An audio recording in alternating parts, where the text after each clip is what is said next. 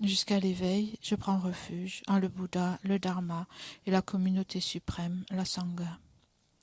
Jusqu'à l'éveil, je prends refuge en le Bouddha, le Dharma et la communauté suprême, la Sangha.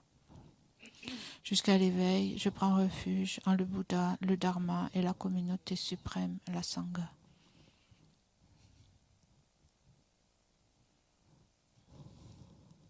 Grâce aux deux accumulations rassemblées par ma pratique de cette méditation, puissais-je devenir un Bouddha afin d'être bénéfique à tous les êtres. Grâce aux deux accumulations rassemblées par ma pratique de cette méditation, puissais-je devenir un Bouddha afin d'être bénéfique à tous les êtres. Grâce aux deux accumulations rassemblées par ma pratique de cette méditation, puissais-je devenir un Bouddha afin d'être bénéfique à tous les êtres.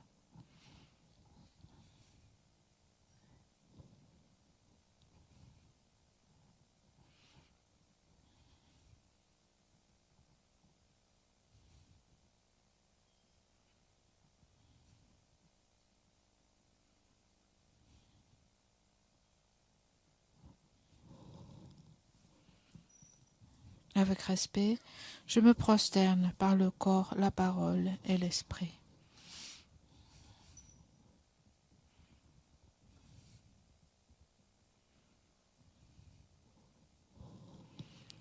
Je présente des myriades de toutes sortes d'offrandes, réelles et imaginées.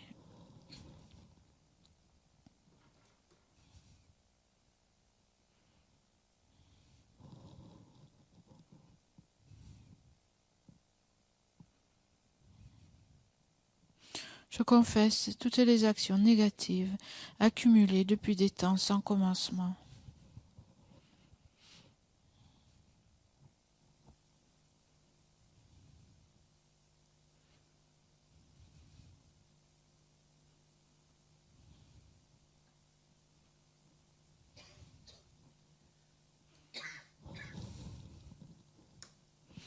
Et je me réjouis des mérites de tous les êtres sains et ordinaires.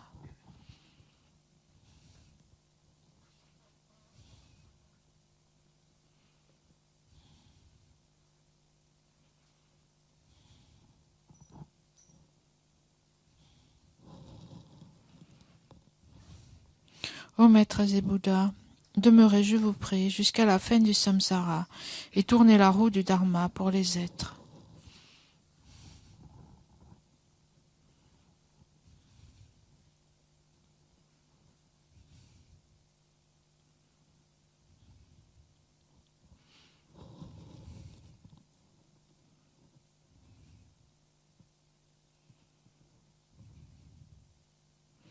Mes propres mérites et ceux de tous les autres, je les dédie à l'éveil suprême.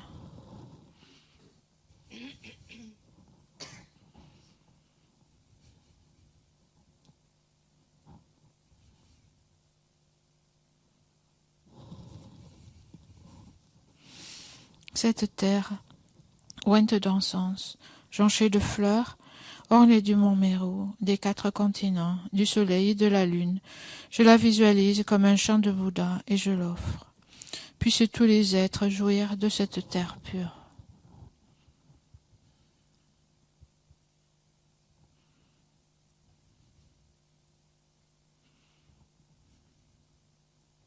Edang Guru Ranaman Kamniyataya. Je prends refuge et me prosterne devant le Maître et les 3 joyaux précieux. Veuillez, je vous prie, bénir mon esprit. Je vous fais la requête de pacifier immédiatement toutes les conceptions erronées de la dévotion incorrecte envers le Maître, jusqu'à la vue dualiste, dans mon esprit et dans celui de tous les êtres mémères. Je vous fais la requête de susciter, dans mon esprit et celui de tous les êtres mémères, toutes les réalisations correctes de la dévotion au Maître jusqu'à l'éveil.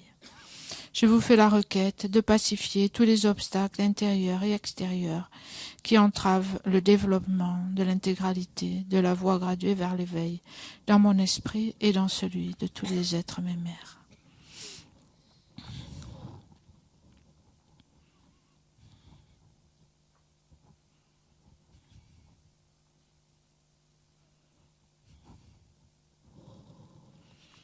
Précieux et glorieux, Maître Racine, veuillez demeurer sur le lotus et le disque de lune au-dessus de ma tête. Dans votre grande bonté, veuillez me guider et m'accorder les réalisations de votre corps, de votre parole et de votre esprit. Dans votre grande bonté, veuillez me guider et m'accorder les réalisations de votre corps, de votre parole et de votre esprit. Vous êtes l'œil qui contemple l'immensité des enseignements, la porte d'accès suprême à la libération pour les êtres fortunés, à l'aide de vos moyens habiles, vous nous pacifiez avec amour, ô Maître spirituel qui nous éclairez, je vous invoque. Puissais-je à aucun moment ne laisser surgir en moi le moindre vue fausse envers les actions du Maître glorieux, puissais-je considérer toutes ces actions comme pures, et avec cette dévotion recevoir les bénédictions du Maître dans mon cœur.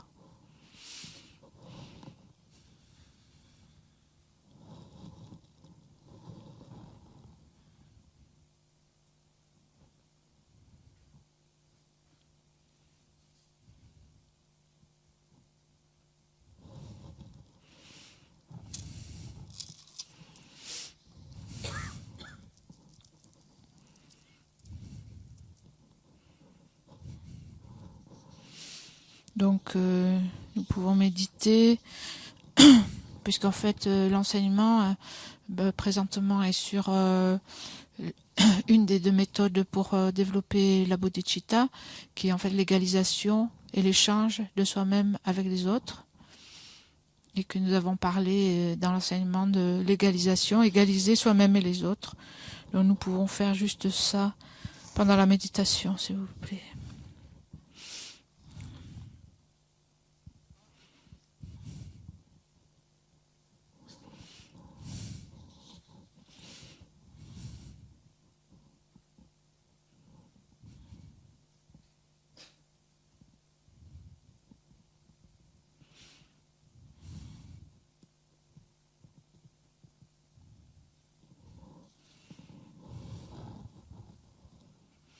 Donc la base du fait d'égaliser soi et les autres, c'est la base, c'est le fait que nous sommes pareils en fait, en cela que nous voulons tous le bonheur et nous ne voulons pas la souffrance.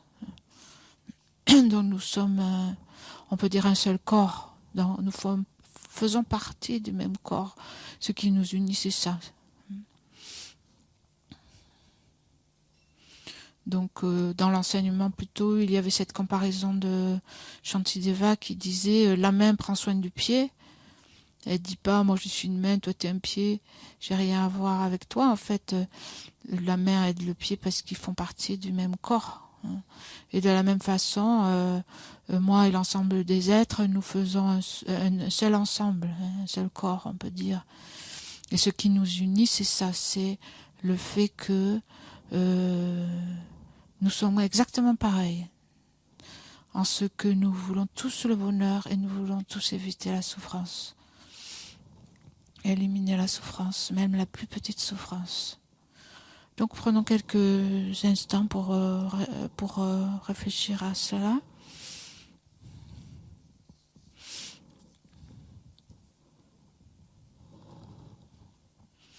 Donc réfléchissez vous-même, en fait, qu'est-ce qui vous motive tout le temps, hein? Qu'est-ce que vous cherchez, qu'est-ce que vous voulez, tout ce que vous faites en fait, tout ce que je fais, c'est pourquoi? C'est pour être heureuse, et c'est pour éviter les problèmes et les souffrances. Tout ce que je fais, c'est avec cette motivation-là. Je peux dire 24 heures sur 24. J'essaie juste d'être heureuse et d'éliminer ce qui ne va pas, les problèmes, etc. Et donc, réfléchissez à ça et ensuite, appliquez ce point, réfléchissez aux autres, les autres dans votre vie, les autres ici dans cette pièce, les autres en général. Réfléchissez au fait que il n'y a pas un seul être qui ne veuille pas la même chose que moi. Être heureux et ne pas souffrir.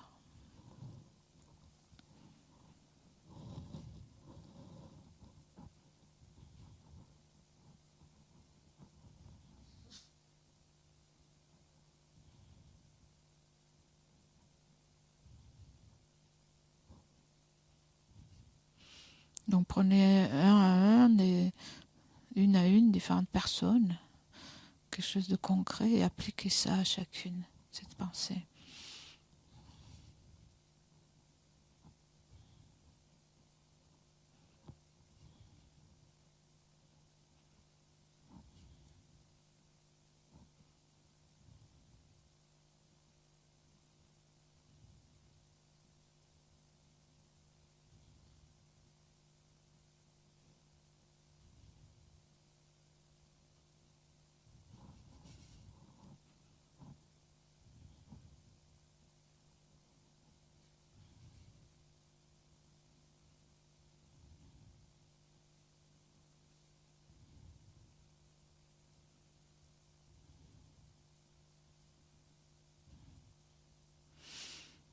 Et donc si on regarde l'ensemble des êtres, on voit qu'il y a des personnes différentes.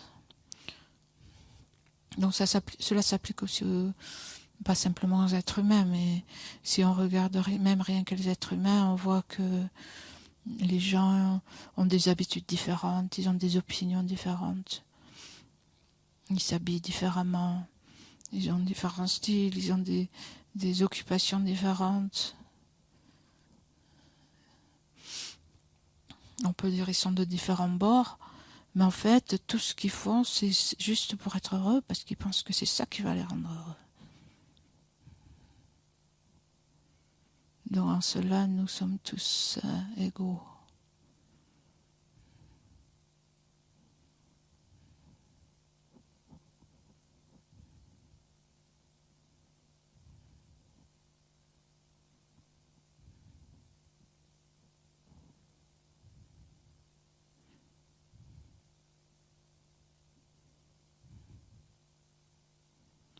Et donc, la souffrance de quelqu'un d'autre ne le fait pas moins souffrir que ma souffrance me fait souffrir à moi.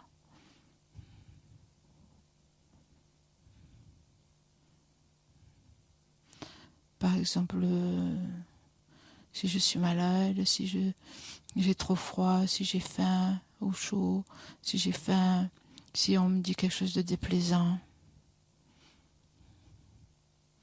En fait, si cela arrive à quelqu'un d'autre, le désagrément n'est pas moindre pour lui qu'il est pour moi.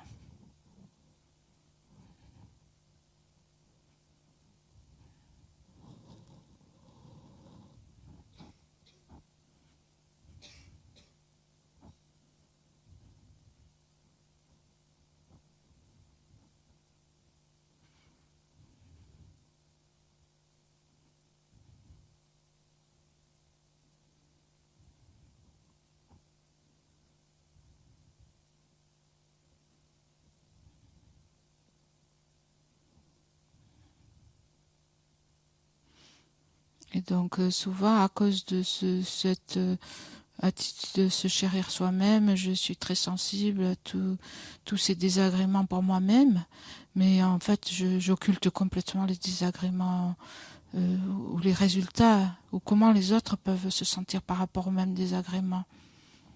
C'est quelque chose qui ne fait pas partie de mes préoccupations, de mon ressenti tellement. Pas autant que la façon dont moi je me sens pour le moindre petite chose qui n'est pas correcte. Je vais essayer de réfléchir à si ça c'est vrai ou pas.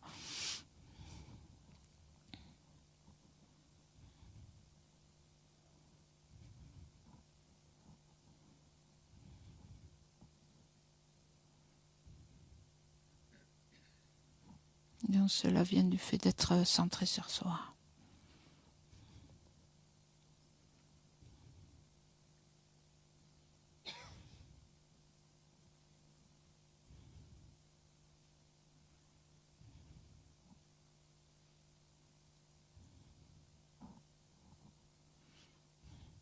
Or, l'autre est comme moi, il ne veut pas souffrir, même le moindre désagrément. Il essaie de se préserver du moindre désagrément, tout comme moi je le fais.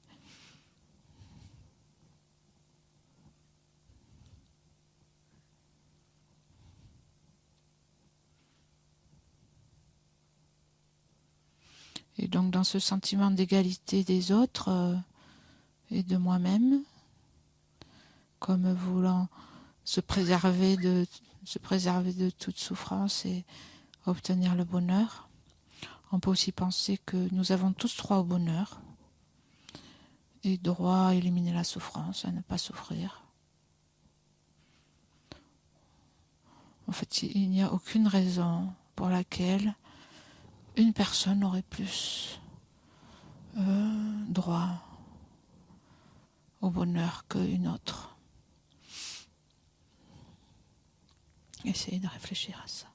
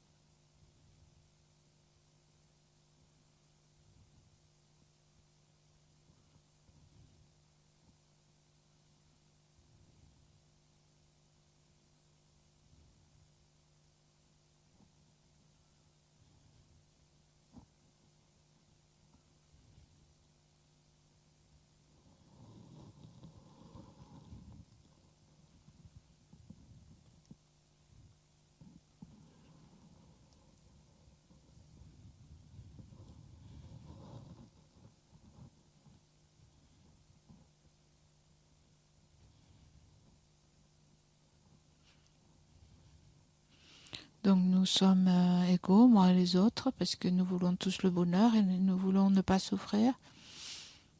Et que nous avons tous droit également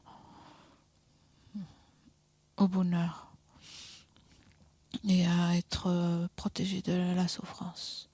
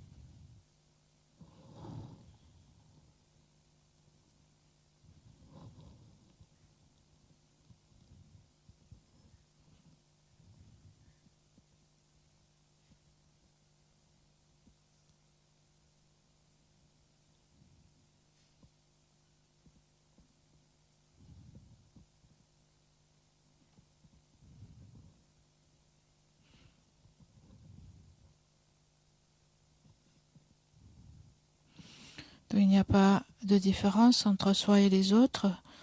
Personne ne désire la moindre souffrance, ni n'est jamais satisfait avec le bonheur qu'il a.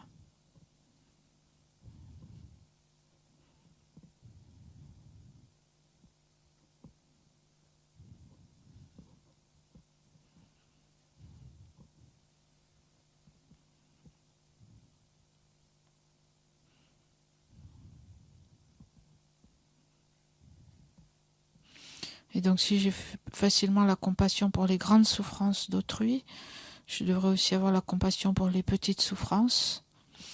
Et de même que moi je me préserve du moindre désagrément, je chercherai à préserver aussi les autres avec autant de compassion.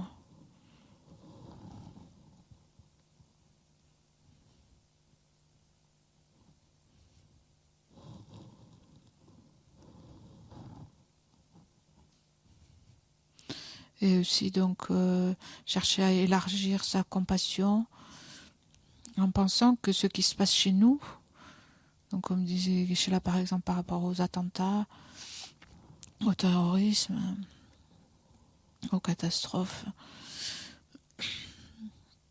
auxquelles nous sommes plus sensibilisés en fait, parce que c'est chez nous que nous nous identifions plus facilement. En fait, il n'y a pas de raison pour ne pas avoir la même compassion pour les mêmes types de situations ailleurs. Et justement, souvent, c'est utile de pouvoir utiliser cette sensibilité que nous avons pour ce qui est proche, la souffrance que nous ressentons par rapport à ce qui est proche, pour l'élargir et va élargir notre compassion au monde entier.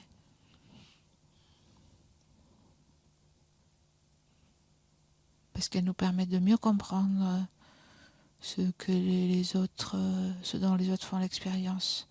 Parce qu'en fait, nous sommes tous égaux et nous souffrons pareillement.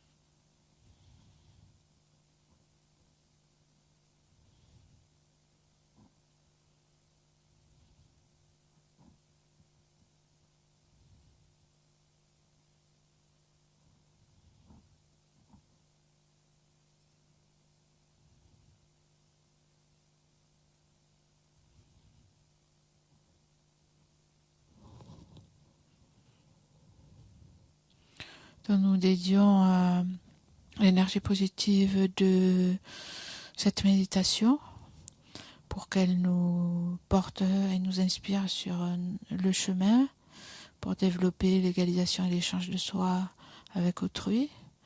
Et aussi, nous pouvons imaginer donc cette énergie positive, l'offrir au monde pour que la paix règne dans le monde.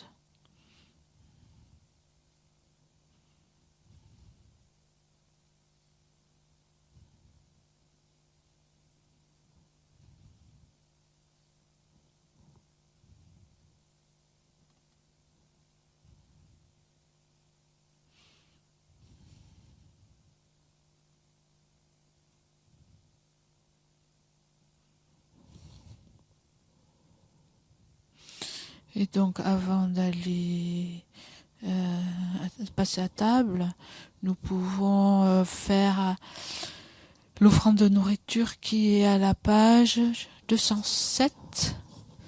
207.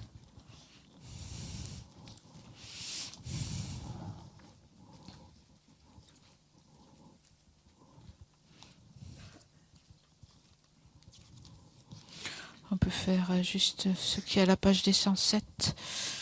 Om Ahom Om Ahom Om Ahom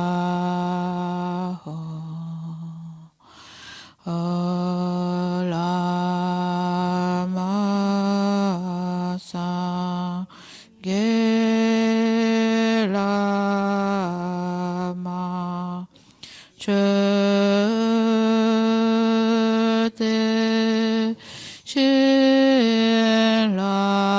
Lama Gendunte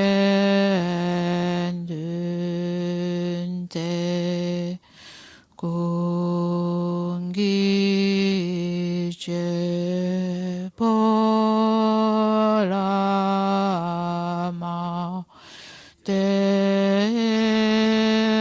Lama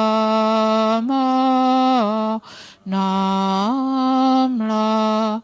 Shebabo.